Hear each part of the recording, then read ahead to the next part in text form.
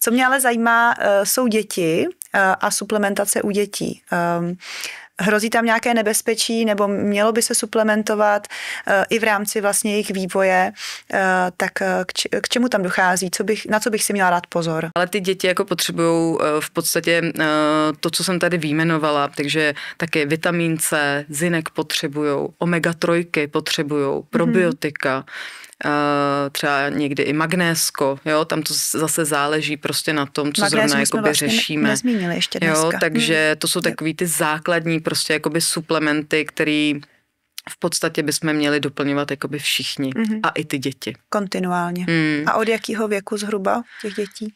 Tak jako legislativně se doporučuje vždycky od 3 let u dětí, protože se nedělají vlastně žádný testy na malých dětech, takže to není úplně jakoby vyzkoušený, jestli to něco neudělá nebo udělá, ale v podstatě, když suplementujeme nějaké jakoby ty základní prvky, tak to tělo si je taky jako žádá a potřebuje je, takže tam nedochází jakoby k nějakým špatnostem. Jo.